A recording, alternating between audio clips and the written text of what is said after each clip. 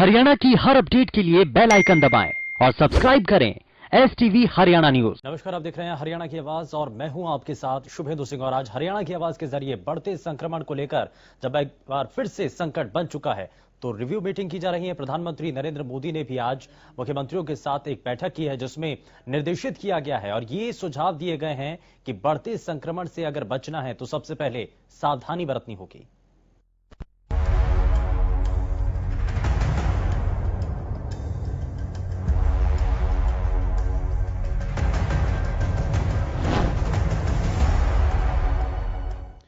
लेकिन बढ़ते संक्रमण को लेकर के कितना सतर्क हमारा प्रशासन है और प्रशासन की तरफ से बढ़ते मामलों को देखते हुए क्या कदम उठाए जाने के लिए तैयारियां की जा रही हैं, इन सभी चीजों को लेकर के आप इस मंच के जरिए जुड़ सकते हैं। ये वो मंच जहां पर आप अपनी बात रख सकते हैं और गंभीर विषयों को लेकर के आप बता सकते हैं कि आप कहना क्या चाहते हैं।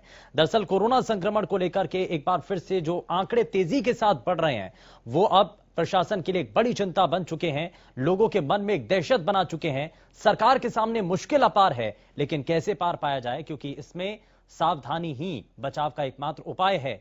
लेकिन बढ़ते कोरोना के आंकड़ों पर लगाम आखिर क्यों नहीं लग पा रही है, ये इस दौरान बड़ा सवाल। और लापरवाही से क्या कोरोना के आंकड़े बढ़ रहे हैं या फिर कोरोना का नया स्ट्रेन आ चुका है जो कि तबाही मचा रहा है या फिर लोगों को ज्यादा से ज्यादा प्रभावित कर रहा है, इस पर आप अपनी बात रख सकते हैं। टीवी स्क्रीन पर लगातार नंबर फ्लैश हो रहे हैं और फोन लाइन सब खुल चुकी हैं जिसके जरिए सीधे आप हमारे इस मंच के साथ जुड़ पाएंगे। दरअसल कोरोना संक्रमण ने एक बार फिर से रफ्तार पकड़ ली है और प्रदेश में कोरोना का खतरा एक बार फिर से बढ़ने लगा है। राहत के बाद आंकड़ों में एक बार फिर से उछाल आया है। डरना नहीं, कोरोना के खिलाफ लड़ना जरूरी है और इसीलिए बार बार कहा जा रहा है कि आपकी सावधानी, आपकी सतर्कता आपको इस घातक वायरस से बचा सकती है। लेकिन बीते 24 घंटों के आंकड़ों पर अगर नजर डालें तो 231 नए मरीजों की पुष्टि हुई है हरियाणा के अंदर। गुरुग्राम में 39 कोरोना संक्रमण के मामले सामने आए हैं। वहीं करनाल में 28 नए मामले सामने आए। पंचकुला, फरीदाबाद में 23 नए मामले सामने आए हैं। वहीं यमुनानगर में 26 और कैथल में 22 नए मामले सामने आए हैं। तो ये जो नए मामले संक्रमित सामने आ रहे हैं ये बता रहे हैं कि खतरा अभी टला नहीं है। और गंभीरता इस बात को लेकर के ज्यादा तब बढ़ जाती है जब देश के कुछ राज्य जहां पर सख्ती ज्यादा बढ़ चुकी है, गुजरात, महाराष्ट्र, ये ऐसे राज्य हैं जो कि ये दिखा रहे हैं, मध्य प्रदेश, जो कि ये बता रहे हैं बार बार कि खतरा अभी भी टला नहीं है, सख्ती वापस से हो सकती है। अगर आपने लापरवाही बरती तो आपको और भी ज्यादा भुगतान करना पड़ सकता है। इसीलिए सतर्क रहने की हिदायत बार बार दी जा रही है। लेकिन इस पर आप क्या कहना चाह रहे हैं, ये आप हमारे इस मंच के जरिए जुड़ सकते हैं, बता सकते हैं। क्या आपको लगता है कि एक बार फिर से 2020 वाला जो खतरा है वो एक बार फिर से वही परिस्थितियां बनती हुई नजर आ रही हैं? आप क्या वही देख रहे हैं कि 2020 में जो संकट से हम बाहर निकले थे, लेकिन एक बार फिर से जब नए संक्रमण के मामले तेजी से बढ़ रहे हैं तो वापस से हम उसी दिशा में जा रहे हैं? लेकिन इसी सबको लेकर के प्रधानमंत्री नरेंद्र मोदी ने सभी राज्यों के मुख्यमंत्रियों और प्रतिनिधियों के साथ कोरोना संक्रमण को लेकर के एक बैठक भी की है, मीटिंग भी की और पीएम ने सभी राज्यों को इसमें निर्देश भी दिया है। प्रधानमंत्री के द्वारा बताया गया कि एक बार फिर से जो टेस्टिंग है या फिर जो ट्रैकिंग है, ट्रीटमेंट है, इन सब पर ज्यादा जोर दिया जाना चाहिए ताकि जो आम लोग हैं उनको ट्रेस किया जाए। जो नए संक्रमित लोग हैं जो कि ये मान करके चल रहे हैं कि उनको कोरोना नहीं हो सकता है तो वो दूसरे लोगों को भी संक्रमित कर सकते हैं। तो ऐसे में सबसे पहले जो ट्रेसिंग है वो यहां पर करनी बहुत हद तक जरूरी है। और इस बीच हमारे साथ कार्यक्रम में कॉलर्स के जुड़ने का सिलसिला शुरू हो चुका है। बीके यादव हमारे साथ कार्यक्रम में जुड़ चुके हैं, बहुत स्वागत है बीके यादव जी, आपका कार्यक्रम में शामिल हुए आप। जरा सबसे पहले हम आपसे यही जानना चाह रहे हैं कि बढ़ते संक्रमण को लेकर के आपका क्या मानना है, क्या कहना है और क्या इस पर आप बताना चाहते हैं? कोरोना का खतरा, सावधानी बरतनी होगी, ये बताना चाहते हैं, क्या कहना चाहते हैं आप? जी जी, बहुत बहुत साधुवाद जी, बहुत बहुत आपको और आपकी संपूर्ण हरियाणा न्यूज टीम को हमारी नागा बाबा पूर्णानंद मंगलानंद सेवा समिति नंदगांव की तरफ से बहुत बहुत साधुवाद है। बहुत शुक्रिया सर, बहुत शुक्रिया। बताइए सर। हम ये कहना चाह रहे हैं जिस तरीके से ये कोरोना के जो मामले बढ़ रहे हैं इसमें देखो जनता की तो लापरवाही है ही है। जनता 50% लगभग जो है ना जागरूक नहीं है। अलर्ट होना बहुत जरूरी है हमें। और एक मैं बाबा रामदेव जी से भी हमारी समिति की तरफ से प्रार्थना करूंगा, एक जो उनके आयुर्वेदिक जो नुस्खे हैं, जो वैक्सीन चल रही है, एक तो जो टीकाकरण है, उसके साथ साथ जो रामदेव जी के जो नुस्खे हैं महाराज जी के आयुर्वेदिक, उनको भी किफायती तौर के ऊपर आम आदमी तक पहुंचाए और उनको भी एक आयुर्वेद का बड़ा महत्व होता है। एक तो मैं रामदेव जी से विनम्र प्रार्थना करना चाहूंगा, इस मामले में कोरोना का जो अभी इतना तेजी से संक्रमण जो बढ़ रहा है, तो जो गरीब आदमी है, जो 5 एकड़ से जो कम है, उनके लिए आप निःशुल्क सेवा भी कर सकते हैं। एक साधु संत और जनता से जो कमाए हुआ पैसे के ऊपर जनता का ही हक होता है। जैसे बादल जल लेते हैं तो काले हो जाते हैं और वर्षा देते हैं तो सफेद हो जाते हैं। तो तुम भी जनता से जितना माल लूटो कोई बात नहीं, लेकिन वही माल जनता के ऊपर बरसा दो, तुम भी पाक साफ हो जाओगे। तो जितने भी उद्योगपति हैं वो भी इसमें हेल्प करें। टीकाकरण में एक एक आदमी अगर एक एक को गोद ले रहे, टीकाकरण गरीब आदमी को भी एक टीकाकरण मैं करूंगा अपनी तरफ से, तो टीकाकरण 125 करोड़ जनता में टीकाकरण भी अवेलेबल होगा। ना तो मोदी जी को कोई तकलीफ होगी इसमें, ना योगी जी को होगी। ठीक है, तो ये कुछ सुझाव के ऐसे रास्ते हैं जिसको अगर हम अपनाएं, और सबसे पहले लोगों को सावधानी बरतनी होगी। बहुत शुक्रिया बीके यादव जी, आप जुड़े हमारे साथ। लेकिन इस बीच अगले कॉलर संतोष हमारे साथ कार्यक्रम में जुड़ चुके हैं। संतोष, बहुत स्वागत है, बताइए आज के विषय पर क्या कहना चाहते हैं। यो ये कहना चाहूंगी, यो जो कोरोना फैलन लग रहा है, सरकार जेडे चुनाव होवे से उड़े तो कोरोना करेगी, जब चुनाव नहीं होते तो फिर उड़े कोरोना फैल जाएगा। मतलब यो के चल रहा है, सरकार खुद लापरवाही दिखाने लग रही है। बड़े बड़े नेता बिना मास्क लगाए रैली बोले जाएंगे, हमारे जैसे जो खेत में भी काम करे, कितने अस्पताल भी जाओ, हमारे तो कोरोना आज तक तो ना हुआ, मन तो देखा ना कोरोना क्यों करो, किस तरह आता हुआ है। यो बस एक डर है, एक बहम है जो कि सरकार ने लोगों के भीतर घुसा दिया है। ठीक है, ये लोगों के मन में जो डर है, आप ये बहुत सारी चीजें हैं, लेकिन इन सब को लेकर के आप अपनी बातें साझा कर सकते हैं। जींद से इस बीच हमारे साथ कॉलर राम मेहर कार्यक्रम में जुड़ चुके हैं। बहुत स्वागत है राम, बताइए क्या कहना चाहते हैं। जी सर, नमस्कार। नमस्कार जी, बताइए। सर, सबसे पहले तो मैं धन्यवाद करना चाहूंगा जो आप भी कह रहे हैं, बहुत बहुत धन्यवाद। आप बहुत हमारी बात सुन रहे हैं जी। कि इसमें हमारा भी दायित्व बनता है कि हमने सहयोग करना चाहिए और हम एक दूसरे का साथ देना चाहिए। कोरोना भयंकर बीमारी है जो कि एक दूसरे से कि इसमें मास्क बहुत जरूरी है, सारी चीजें बहुत जरूरी है। लेकिन मैं एक चीज जरूर कहना चाहूंगा, जब इलेक्शन है, 5 स्टेट में इलेक्शन है, वहां पे इतनी भीड़, लाखों में लोग तैनात होते हैं, वहां पे कोई मास्क नहीं होता। मैं इतनी रैलियां देखता हूँ टीवी के माध्यम से, वहां पे वहां क्या कोरोना नहीं है। हमारे नेता लोग क्यों ध्यान नहीं देते, टीवी के माध्यम से क्यों प्रचार नहीं करते वो अपना। टीवी के माध्यम से प्रचार किया जा सकता है इसका, ना कि एक रैलियां करने से प्रचार होता। मैं किसी एक पार्टी का नाम नहीं ले रहा, सभी पार्टियों से कर रहा हूँ ये बात। उम्मीद कि आप ऐसा फैसला लीजिए। माननीय प्रधानमंत्री जी से मैं निवेदन करूंगा, चुनाव आयोग से भी निवेदन करूंगा कि वो टीवी के माध्यम से ही सभी पार्टियों को दिशा निर्देश दे कि वो टीवी के माध्यम से अपना चुनाव प्रचार करें। Thank you very much. बहुत शुक्रिया राम मेहर, आप जुड़े हमारे साथ। तो यहाँ एक बड़ी चिंता जाहिर की गई है, आम लोगों की जो कमियां हैं, लापरवाहियां बरती जा रही हैं, उस बात को साफ किया गया। लेकिन साथ ही साथ उन लोगों का भी जिक्र किया गया, क्योंकि देश में सभी के लिए कानून एक बराबर है। तो यहां पर बात उन लोगों के लिए है जो राजनीतिक दल से जुड़े हुए हैं, जनप्रतिनिधि हैं, और अगर 5 राज्यों के में जो चुनाव होने हैं, तो ऐसे में कोई भी जनसभा की जाती है, रैली की जाती है, तो उसमें भी ऐसे ही लोगों को देखा जाना चाहिए। अगर वहां पर कोई मिलता है तो उसके खिलाफ कार्रवाई होनी चाहिए। अगले कॉलर कुलदीप हमारे साथ कार्यक्रम में जुड़ चुके हैं। बहुत स्वागत है कुलदीप, बताइए क्या कहना चाहते हैं। लगता है शायद संपर्क टूट गया है, लेकिन लगातार इस मंच के जरिए सभी हमारे साथ जुड़ रहे हैं, अपनी बातों को साझा कर रहे हैं। लेकिन कोरोना के रिवर्स अटैक से कैसे आप बच पाएंगे, ये इस दौरान लगातार बातें साझा की जा रही हैं। राम इस बीच हमारे साथ कॉलर गुरुग्राम से कार्यक्रम में जुड़ चुके हैं। राम, बहुत स्वागत है, बताइए। शुभेंदु जी नमस्कार। नमस्कार जी, बताइए। सबसे पहले मैं बताना चाहता हूँ, कोई बिरला ही समझ सकता है, हाँ में हाँ मिला दो तो आपकी मतलब है कि बल्ले बल्ले हो जाएगी। यानी मैं ये कहना चाहता हूं, जो यंत्र संक्रमण जो चेक करने का जो यंत्र तैयार किया गया है, वो सबसे पहले चाइना ने तैयार किया, और चाइना ने ही बताया था कि कोरोना, उससे पहले तो कोई जानता ही नहीं था। अब जैसे आपका टीवी है, वॉल्यूम कम कर दो, जहां आप वॉल्यूम को ठहराओगे, जहां रोकोगे और जहां तेज करोगे, वहीं वो आवाज देगा। ठीक उसी तरह ये यंत्र जो है तैयार किया गया। और आजकल पिछले साल भी जब गए थे महाराष्ट्र में ज्यादा हुए थे, आज ये अब वहां का मौसम भी आप समझ सकते हो किस तरह का मौसम है महाराष्ट्र में।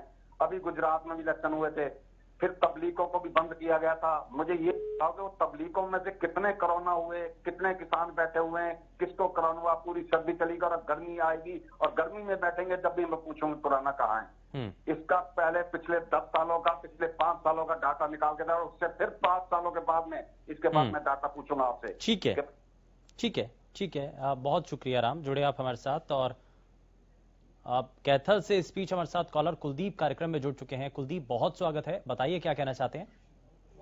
सर, मैं ये कहना चाहता हूँ आपके माध्यम से सरकार को जी संदेश देना चाहता हूँ कि जो लोग आयुष्मान कार्ड से वंचित है और उसके पात्र हैं, तो सरकार को उनके कार्ड बनवाने चाहिए, और बीमारी जितनी भी जो भयानक है उसके लिए जो आम गरीब आदमी है उसको कुछ सहायता मिलनी चाहिए।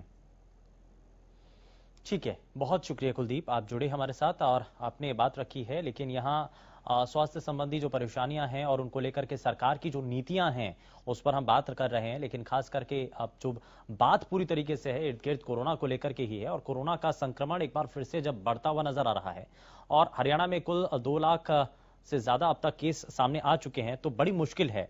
और बीते दिनों में जो आंकड़े देश के अलग अलग राज्यों में सामने आए हैं, तो ये अपने आप में एक बड़ी चिंता जाहिर कर रहे हैं, बता रहे हैं कि खतरा अभी भी टला नहीं है। बार बार इसलिए कहा जा रहा है, बहुत से लोग हैं जो अब इस कोरोना वायरस को मान नहीं रहे हैं, जो ये समझ नहीं रहे हैं कि ये कोई किसी भी प्रोजेक्टेड राजनीतिक दल के द्वारा बीमारी नहीं है, ये एक वैश्विक महामारी है, ये सिर्फ भारत में नहीं है, पूरी दुनिया के अंदर है।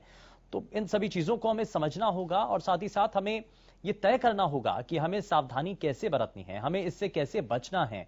तो बचने के बहुत से उपाय हैं, सिर्फ आपको सोशल डिस्टेंसिंग का पालन करना होगा, आपको अपने चेहरे को कम से कम ढक करके रखना होगा।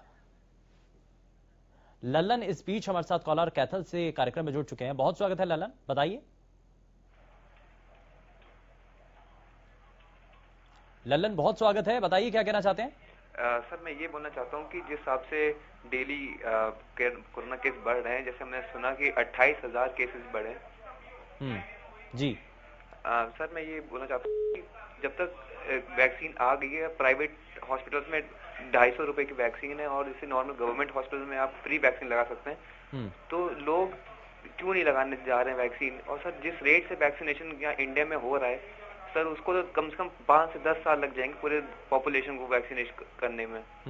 तो सर, ये भी बात है कि जैसे मेट्रो में और भी कन्वीनियंट जगह पे मास्क जरूरी है, तो सर पब्लिक ट्रांसपोर्ट में मास्क क्यों नहीं जरूरी है सर। बिल्कुल, सार्वजनिक जगहों पर मास्क और सोशल डिस्टेंसिंग का पालन करना, लेकिन क्या वो पालन हो पा रहा है, बड़ा सवाल यही है। बहुत शुक्रिया ललन, आप जुड़े हमारे साथ कार्यक्रम में। और एक सवाल यहाँ पर इस बात को लेकर के भी कि लोग अभी भी हालांकि बहुत हद तक जागरूक हुए हैं और लोग आगे आकर के कोरोना की वैक्सीन लगवा रहे हैं, वो ये डोज ले रहे हैं। और इसीलिए ये बार बार कहा जा रहा है कि जो 60 साल से ज्यादा उम्र के लोग हैं वो इस अगले चरण के अंदर जिनको वैक्सीनेशन इस प्रक्रिया के साथ जोड़ा जा रहा है, उनको ये डोज दी जा रही है, तो वो कम से कम आए, अपने आप को रजिस्टर कराएं और कोरोना की वैक्सीन ले पाएं। तो अगर इसको लेकर के भी आपके मन में कोई शंका है, कोई सवाल है, तो इस मंच के जरिए आप जुड़ सकते हैं, आपके मन में जो भी बातें हैं वो आप रख सकते हैं। लेकिन कोरोना को लेकर के एक बार फिर से लोगों के मन में एक और डर बन रहा है। डर इस बात को लेकर है कि पहले जो सभी दुकानें बंद हो गई थी, बाजार बंद हो गए थे, पूरी तरीके से लॉकडाउन लग चुका था, क्या आप उसी तरफ हम आगे बढ़ रहे हैं। सतपाल अगले कॉलर हमारे साथ कार्यक्रम में जुड़ चुके हैं। बहुत स्वागत है सतपाल, बताइए क्या कहना चाहते हैं। सर, मैं यही कहना चाहता हूँ, जैसे सैटरडे से हम देख रहे हैं कि 24,000 केस आए, फिर सर 25,000 केस आए, फिर 24 आए और आज देखा कि 28,000 केस आए।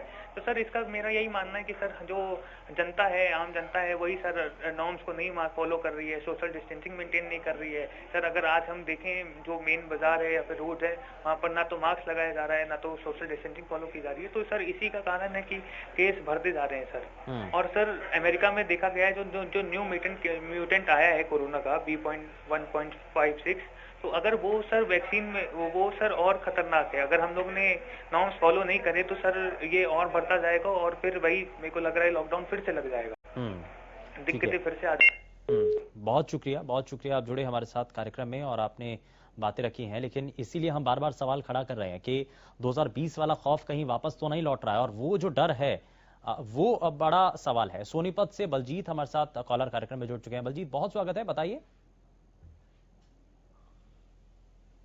मैं ये कह रहा हूँ, ये कोरोना करके प्रधानमंत्री ने देश का नाश करना है। कोरोना कहीं भी नहीं है।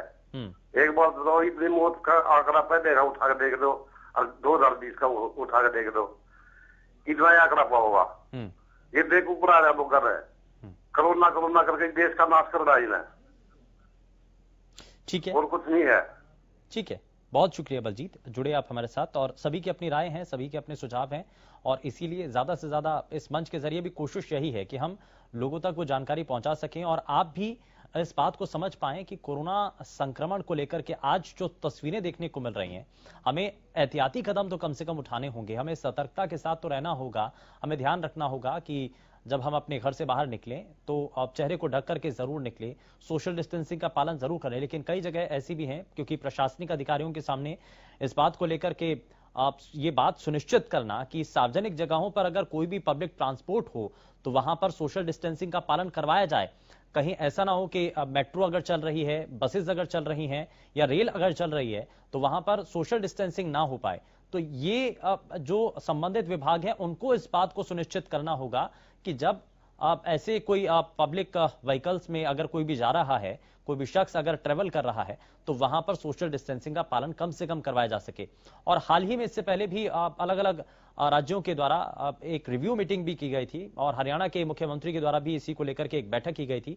ये जाना गया था, ये समझा गया था अधिकारियों के साथ बैठक करके संक्रमण जिस रूप में बढ़ रहा है इसको हरियाणा पर किस तरीके से प्रभाव पड़ सकता है। तो आज प्रधानमंत्री ने भी जब आज अलग अलग राज्यों के मुख्यमंत्रियों के साथ, उनके प्रतिनिधियों के साथ जब बैठक की तो उन्होंने भी इस बात को साफ किया कि अगर ग्रामीण स्तर पर, अगर ग्रामीण इलाकों में भी अगर ये वायरस फैलता है, वहां पर संक्रमण ज्यादा बढ़ता है तो ये ज्यादा घातक साबित होगा। तो ये हमें सभी चीजों को हमें ज्यादा से ज्यादा इसलिए लोगों को जागरूक भी करना होगा और इस बढ़ते खतरे को हमें सावधानी के जरिए ही खत्म कर देना होगा। सिरसा से गुरतेज सिंह हमारे साथ कॉलर कार्यक्रम में जुड़ चुके हैं। बहुत स्वागत है सर, बताइए क्या कहना चाहते हैं। हाँ सर, मैं तो यही कहना चाहता हूँ, ये जिਵੇਂ कोरोना चल रहा उन्हें अमित शाह रैलियां कर रहा, इधर ममता बनर्जी कर रहे ने, ते उत्थे एक भी बंदे ने नहीं मास्क लाया होता। हाँ। ये बड़े बड़े लीडर को खुद मोदी जी कर रहे ने। हाँ। तो इतने इतने आदमी इकट्ठे कर लेते तो उदो कोरोना नहीं होता जी। उन्होंने तो कोई एहतियात वरतनी चाहिए, ढंग वरतना चाहिए, सारे माड़े लोगों वास्ते ही कोरोना है। वो जो मर्जी करी जान, दूजिया कर देंगे ने, जुर्माना भी कर देंगे ने, चलान भी कर देंगे ने, उन्होंने कुछ भी नहीं होता। वो सिर्फ टीवी के उत्ते चैनलों पे अपने एडवर्टाइजमेंट करन भी मैनू वोटां दिओ, मैनू दिओ। ममता भी करे, मोदी जी भी करन। ठीक है, यानी कि कोई भी राजनीतिक दल हो, सभी के लिए कानून एक बराबर होना चाहिए। आम लोगों के लिए भी वही कानून होना चाहिए जो नेताओं के लिए है। बहुत शुक्रिया गुरतेज, आपने अपनी बातें रखी हैं और कार्यक्रम की शुरुआत में भी हमने इस बात को साझा किया था कि नियम कायदे कानून सभी के लिए एक बराबर होने चाहिए। अगर आम लोगों के खिलाफ एक्शन लिया जा रहा है, अगर सड़क पर चलते हुए अगर कोई मास्क नहीं पहन रहा है और उसका चालान काटा जा रहा है, तो कोई भी पॉलिटिकल पार्टी का अगर रैली होती है, वहां पर अगर कोई शख्स बिना मास्क के वहां पर होता है या नियमों का पालन नहीं करता है तो उनके खिलाफ भी एक्शन होना चाहिए, बराबर उसी रूप में कार्रवाई होनी चाहिए। और इसीलिए इस मंच के जरिए भी हम इन बातों को साझा कर रहे हैं। और लोगों के मन में एक और सवाल है कि क्या कोरोना आम लोगों के लिए है? आम लोग जो कि अपने घरों में हैं और अपने घर से सिर्फ जरूरत के कामों के लिए ही बाहर निकल रहे हैं, तो कोरोना सिर्फ उन्हीं के लिए है या फिर उन लोगों के लिए भी है जो कि इन पॉलिटिकल पार्टीज की रैलियों के अंदर शामिल होते हैं? बड़ी भारी भीड़ होती है और वहां पर कोई सोशल डिस्टेंसिंग का पालन नहीं होता है, वहां पर बड़ी संख्या में लोग इकट्ठा होते हैं, तो क्यों नहीं ये जो नॉर्म्स हैं, ये जो नियम हैं, क्यों नहीं उनके ऊपर लागू होते हैं? और उन पर अभी तक कितने एक्शन लिए गए हैं? ऐसे कितने रैलियों के अंदर चालान काटे गए हैं जहां पर सोशल डिस्टेंसिंग का पालन होता नजर नहीं आया है? और अभी भी आगामी जब 5 राज्यों के अंदर चुनाव होने हैं तो वहां पर अभी भी इससे पहले तक कितने एक्शन लिए गए हैं? तो ये बहुत सारी चीजें हैं। हालांकि इसको लेकर के अलग तरीके से चर्चाएं जोरों पर चल रही हैं, लेकिन यहां हमें सतर्कता जरूर बरतनी होगी, हमें ध्यान जरूर रखना होगा, हमें अपने आसपास का ध्यान रखना होगा, हमें अपने घर वालों का ध्यान रखना होगा। और शुरुआती जो चीजें रही हैं, जो लॉकडाउन के समय से ही हमने जिन बातों का ध्यान रखा था, अपने घर में जब भी हम दाखिल हों तो हमें अपने हाथों को साफ रखना होगा, चेहरे को ढक करके रखना होगा, सोशल डिस्टेंसिंग का पालन करना होगा। तो ये हमें उन नियमों का एक बार फिर से पालन करना होगा।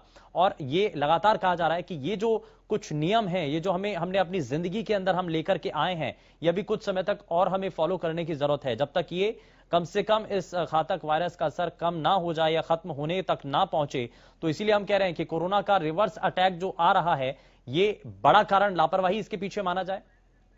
महेंद्रगढ़ से करमवीर हमारे साथ कॉलर कार्यक्रम में जुड़ चुके हैं। बहुत स्वागत है करमवीर, बताइए क्या कहना चाहते हैं। हेलो, बहुत स्वागत है सर, बताइए।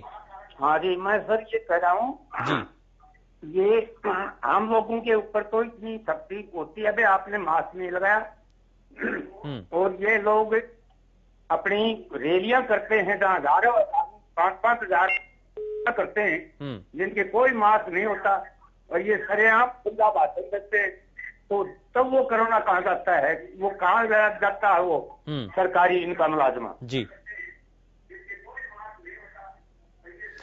बिल्कुल, ये यही बातें हैं और ये लगातार हम इस मंच के जरिए साझा भी कर रहे हैं। बहुत शुक्रिया करमवीर, आप जुड़े हमारे साथ कार्यक्रम में और आपने बातें रखी हैं। लेकिन ये जो दोहरा मापदंड है, ये इस तरीके से नहीं चलना चाहिए। सभी के लिए कानून एक ही तरीके का होना चाहिए। अगर सार्वजनिक जगहों पर किसी भी आम शख्स का अगर चालान किया जाता है या उसके खिलाफ एक्शन लिया जाता है, मास्क ना पहनने को लेकर कार्रवाई होती है, तो उसी तरीके से, उसी तर्ज पर जो रैलियां होती हैं पॉलिटिकल पार्टियों की, वहां पर भी इसी तरीके से एक्शन नजर आना चाहिए। लेकिन क्या आपको लगता है कि नया स्ट्रेन आ चुका है, नए स्ट्रेन को लेकर के ज्यादा खतरा है, जो कि माना जा रहा है कि बहुत ज्यादा घातक है और दुनिया के बाकी देशों के अंदर जो अभी तक आतंक मचाए हुए है, कई लोगों की जान ले चुका है, तो ऐसे में भारत कम से कम ऐसी परिस्थितियां भारत के अंदर ना बने, हमें सिर्फ सावधानी के जरिए ही उन चीजों को दूर रख सकते हैं। राम एक बार फिर से हमारे साथ कार्यक्रम में जुड़ चुके हैं गुरुग्राम से। बहुत स्वागत है राम, बताइए। शुभेंदु जी, मैं तो सिर्फ सुझाव देता हूं और आपके माध्यम से बताना चाहता हूं जी भी पता है, मास्क जो आजकल के हालात के प्रदूषण को देखते हुए मास्क आपके लिए बहुत बढ़िया है। इसमें कोई दो राय नहीं है कि आप रात को सो और सुबह आप मतलब है कुल्ला करो, खकार निकालोगे तो आपको काला निकलता था, उसके लिए बहुत बढ़िया है। लेकिन अब जो आज अपने पीएम साहब ने जो मीटिंग की है, मैं उसके बारे में दावे से बताना चाहता हूं आपको। गांव के अंदर चले जाओ, बसों के अंदर चले जाओ, रोडवेज की पूरी फुल भर के जा रही, स्टैंडिंग में जा रही है और गांवों में मास्क नाम की कोई चीज भी नहीं है। अब जो रैलियां होती हैं, जो चुनाव होता है, वो सारा गांवों के ऊपर डिपेंड करता है। अब गांव के मानसिक रोगी नहीं होना चाहिए इंसान को, अगर मानसिक रोगी हो गया तो ना मरता भी मर जाएगा। अब जो गांवों में पाबंदी लगाई जा रही है, ये अब गांव के बारे में सोचा जा रहा है सिर्फ इसलिए कि घर से कोई निकले ना और मोदी जी के कोई खिलाफ बोले ना, चाहे जो मर्जी मोदी जी करते रहे, जैसा कानून बनाते रहे, बनाते चले जाए। अब आपके सामने 67 सीटें 63 सीटें दिल्ली के अंदर होने के बावजूद भी उनसे अधिकार छीने जा रहे, तो ऐसी जनता को चुनने का मतलब है कि कहां अधिकार रह गया और कहां पावर रहेगी जनता के पास, ये बताना चाहता हूं आपको। धन्यवाद। बहुत शुक्रिया राम, जुड़े आप हमारे साथ। और इसीलिए कहते हैं हम कि खुला मंच है जहां पर आकर आप अपनी बातों को साझा कर सकते हैं। आपके अलग विचार हो सकते हैं, लेकिन आप अपनी बातें इस मंच के जरिए जरूर रख सकते हैं। लेकिन हम लगातार इस मंच के जरिए आप सभी लोगों तक ये जानकारी पहुंचाने की कोशिश कर रहे हैं कि कोरोना संक्रमण को लेकर कम से कम आपको एहतियाती कदम जरूर उठाने होंगे, ताकि आप अपने आप को बचा पाएं इस बढ़ते संक्रमण के इस खतरे से, अपने परिवार को बचा पाएं और साथ ही साथ अपने आसपास के लोगों को भी ज्यादा से ज्यादा जानकारी दे करके उनको इस खतरे से दूर कर पाएं।